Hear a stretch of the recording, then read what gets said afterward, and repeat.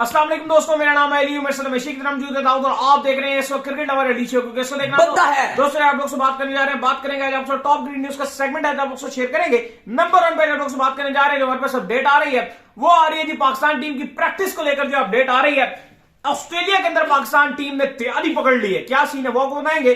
बात करेंगे नसीम शाह को लेकर कि नसीम शाह डाउट है भाई पीएसएल में, किस तरह से डाउट है नसीम शाह पे। जो खर्चे कर रहे थे ना, सब लगे हुए थे कि यार क्या हमने इसको खिलाना ही खिलाना है, तो पीसीबी कह रहा है रुको जरा, इस पे बात करेंगे।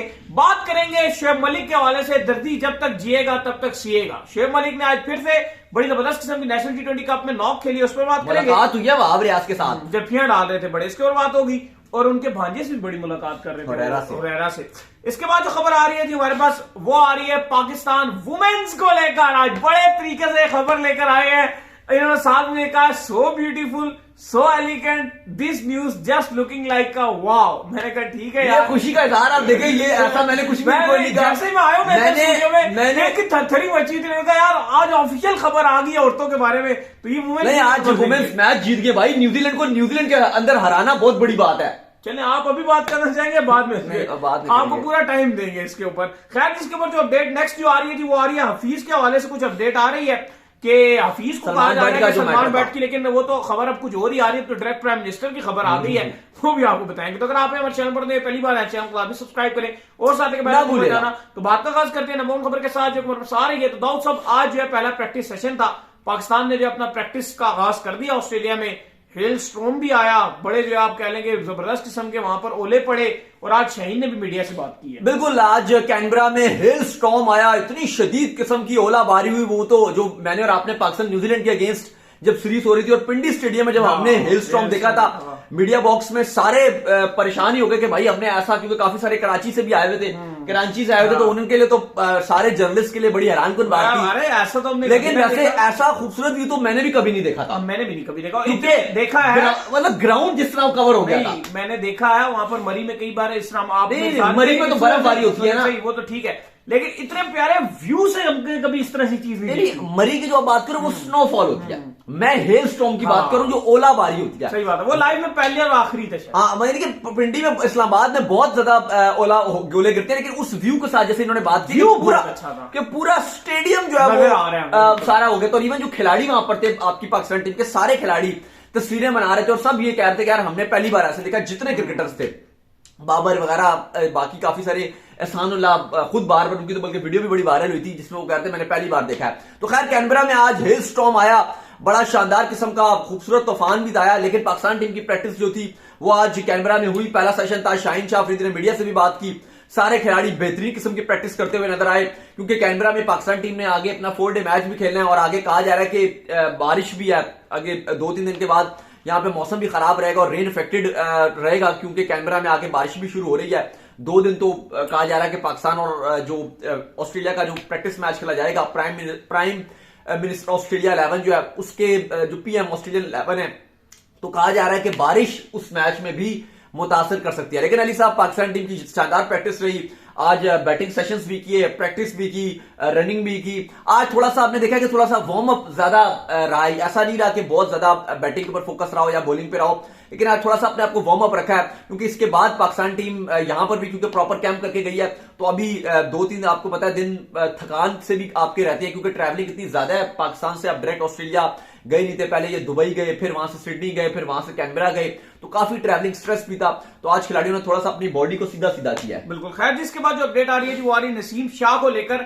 तो जिस तरीके से इस्लामाबाद यूनाइटेड ने नसीम शाह को उठाया और जितनी इनकी हाइप बनी हुई थी, तो पॉसिबल ये नजर आ रहा है कि पीसीबी शायद नसीम शाह को इस पीएसएल के अंदर एटलीस्ट पूरा तो ना खेलने दे, हो सकता है शायद बिल्कुल भी ना खेलने दे, क्योंकि नसीम शाह के ऊपर पीसीबी ने लगाए हैं ठीक ठाक पैसे, जो उनकी सर्जरी करवाई है उन्होंने।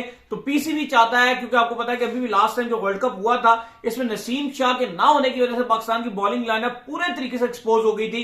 तो पीसीबी चाहता है कि नसीम शाह जो जून में खेला जाना है, जिसमें अब 6 से 7 महीने बाकी हैं, वर्ल्ड कप जो कि अमेरिका में वेस्ट इंडीज में खेला जाना है, वहां पर पाकिस्तान टीम को रिप्रेजेंट करें, तो पॉसिबल है कि वो इनको मना करें भाई ये खेल। देखो, कल भी हमने यही बात की थी कि नसीम शाह के पीछे सारे पड़े हुए तो थे, ऐसा लग रहा था, हाइप बनी हुई थी।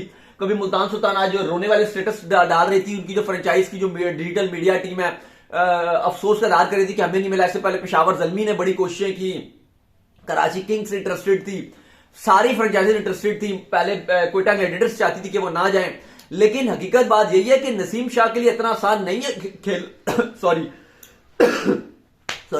लोग समझ रहे हैं कि हम बड़ा इजीली नसीम शाह आएंगे और वो खेलना शुरू कर देंगे, लेकिन ऐसा कुछ भी नहीं है, क्योंकि पीसीबी ने उनके ऊपर इतना खर्चा किया। कल ही वो इंग्लैंड से जो है वो वापस आ रहे थे, अब तो पहुंच भी गए होंगे अपने घर, लेकिन बात यह है कि जिस तरह से उनकी इंजरी थी, पूरी सर्जरी हुई है, एक तो वो अपने रिदम से बॉल नहीं कर पाएंगे, और अगर वो कर भी पाएंगे तो पीसीबी उनके ऊपर कभी भी लोड नहीं डालेगा कि पीएसएल के आप सारे मैच खेलो।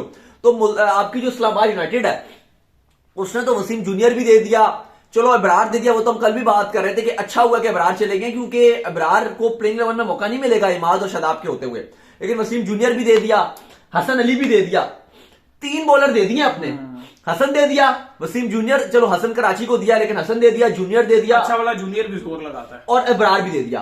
अब 3 बॉलर जिनमें 2 फास्ट बॉलर हैं और 1 स्पिनर है, चलो स्पिनर का नुकसान नहीं है क्योंकि मार्ट टीम में आ गया, लेकिन 2 फास्ट बॉलर जो दोनों 11 में खेलते थे, उनकी जगह नसीम शाह है। हाँ, नसीम शाह पोटेंशियल में खेले तो शायद दोनों से बेहतर है, लेकिन बात यह कि वो खेलेगा नहीं उस तरीके से, और ना जोर लगा सकेगा, इंजरी के बाद फॉर्म भी नहीं पता, फॉर्म अगर हो भी जाए तो फिटनेस का इश्यूज है कि आप अगर करोगे जोर लगाए दोबारा कंधा ना उतर जाए, कहीं ना कहीं उनके माइंड में भी होगा नसीम शाह के। तो नसीम शाह को तो इवन पीएसएल अगर वो खेलते भी हैं तो बहुत ही कुछ मैचेस खेल सकेंगे, और पीसीबी के जो फिजियो हैं उनके आखिरी सिग्नल देने के बाद ही, अगर उनका ग्रीन सिग्नल मिला तब ही ये खेल सकेंगे, वो भी कुछ मैचेस।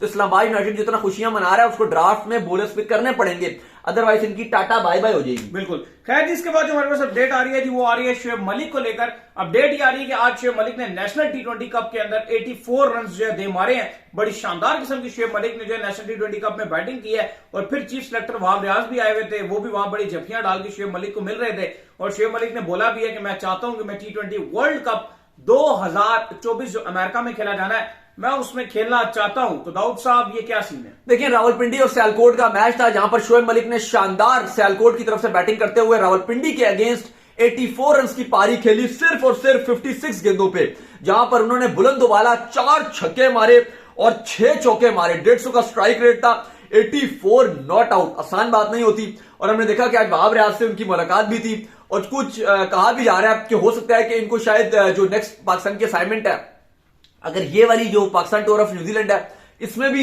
ये कंटेंशन में है, इसमें भी हो सकता है कि इनको टी20 में चांस मिले, और मलिक पूरी तरीके से होपफुल है कि वर्ल्ड कप में तो खेलेंगे। और जिस तरीके से वहाब रियाज का हमने एक चीज देखी है, यू नेवर नो, और इस बात में कोई हैरानी आपको नहीं होनी चाहिए कि इस सीरीज में, अगर इस सीरीज में नहीं तो जो न्यूजीलैंड ने पाकिस्तान आना है उस सीरीज में इनको डाला जाए, और फिर वर्ल्ड कप में शुएब मलिक पाकिस्तान टीम के साथ ट्रैवल करें, तो ये बहुत ज्यादा उम्मीद है इस बात की कि वहाब रियाज इनको सिलेक्ट कर सकते हैं शुएब मलिक को, और मलिक अपना आखिरी टी20 वर्ल्ड कप की तैयारी के लिए जो पाकिस्तान की नेक्स्ट सीरीज होगी वो खेलेंगे। और हो सकता है जो आपकी न्यूजीलैंड की सीरीज अभी आ रही है, जो भी पाकिस्तान टूर ऑफ न्यूजीलैंड है, जो जनवरी में अभी आपकी सीरीज है, आपकी सिलेक्शन कमेटी जो अभी वहाब रियाज वहां गए हुए हैं, काफी कहा जा रहा है मुलाकातें होंगी, प्लेयर्स को देख रहे हैं, आज इवन हुरैरा से भी मुलाकात की, उनको भी बताया कि आप लास्ट सीरीज में थे, आप ड्रॉप हो गए हो, तो उनको भी कहा गया कि कोई मसला नहीं, हम आपको अगली सीरीज में फिर मौका दे देंगे। उनको भी ट्रस्ट में वहाब रियाज ने लिया। वहाब रियाज की एक अच्छी बात है कि वो जितने प्लेयर्स हैं सबको ट्रस्ट में लेते हैं, सबके साथ कम्युनिकेट करते हैं, सबको बताते हैं और उनको प्लान देते हैं कि आपके पास ये प्लान, अगर आप ये कर लोगे, सिलेक्टर जाएगा और किसी भी खिलाड़ी से जाकर बात ही कर लेगा ना, तो उसका बड़ा कॉन्फिडेंस आ जाता है यार कि जिस मकसद के लिए, क्योंकि देखो एट द एंड जितने पाकिस्तान में खिलाड़ी लगे हुए वो सारे इसी मकसद के लिए खेल रहे हैं कि किसी ना किसी तरीके से पाकिस्तान टीम में हम जगह बनाने में कामयाब हो जाएं। तो आपको किसी खिलाड़ी को मिलना और जाकर उसको कॉन्फिडेंस देना, क्योंकि हुरैरा बेचारे के साथ बड़ी बुरी हुई है, उसने 300 रन भी किए हुए कायजम ट्रॉफी में, यंगेस्ट प्लेयर आपका कायजम ट्रॉफी में 300 रन मारने वाला, और फिर उसको एक दफा पिक किया और पिक करके बिना खिलाए बाहर कर दिया था। वो भी ज्यादती की थी, श्रीलंका में इनको चीता खिलाते पर इन्होंने नहीं खिलाया, लेकिन उसके बाद ड्रॉप हो गया। अब जाहिर है ऑस्ट्रेलिया में साइम अयूब को प्रेफरेंस दी गई है, वो भी अच्छी चॉइस है साइम अयूब, लेकिन बात वो ये है कि मेहनत कर रहा है यार ये भी। तो वहाब ने अच्छी बात ये किया कि वो हर प्लेयर को बताते हैं जो डोमेस्टिक खेल रहे हैं कि भाई आप खेल रहे हो, आप हमारे प्लान में हो, आप उसकी जगह रिप्लेस करोगे, वो अगर अच्छा ना किया तो हम आपको फिर चांस देंगे। सबको पता है कि यार हमने उसको रिप्लेस कर सकते हैं, हमें अपनी तैयारी पूरी रखनी है, हमें कभी भी मौका मिल सकता है। ये वहाब रियाज की अच्छी बात है, क्योंकि देखो एडिशनल स्क्वाड में तो आपको 15 से 16 पिक करने होते हैं, अब आप सबको तो 40-50 प्लेयर को तो पिक कर नहीं सकते, लेकिन ये क्या आप उनको कम्युनिकेट कर देते हो, अगर आपने ये फॉर्म दिखाई, अगर आपने रन बनाए तो आप बिल्कुल आप हमारी नजरों के सामने। बस ये कुछ खिलाड़ियों की जो है ना, आप कह लो कि बैड लक होती है, या क्या होता है कि जो अब जैसे अहमद शहजाद का बहुत लोग बोलते हैं ओपनिंग आपकी सेटल चल रही होती है, चीजें जहां सेटल चल रही होती है और दूसरा खिलाड़ी उसी टाइम पर फॉर्म में आया होता है और ये भी परफॉर्म कर रहा होता है, जाहिर बात है जो परफॉर्म कर रहा है फिर वही खेलेगा। देखो लेकिन अहमद शहजाद को भी और परफॉर्मेंस दिखाने की जरूरत है। अभी उन्होंने 50 बनाए हैं, 4 कंसेक्टिव 50 बनाए, वो स्टेटस भी मार रहे हैं कि भाई मैंने ये कर दिया वो कर दिया, लेकिन उनका स्ट्राइक रेट नॉर्मल ही है। लेकिन असल बात जानकर मैं भी जानता हूं रियल क्राइटेरिया ये आपका जो नेशनल T20 ये नहीं है। उसकी वजह है ना कि यहां पर अभी इतनी आपको क्वालिटी नजर नहीं आ रही।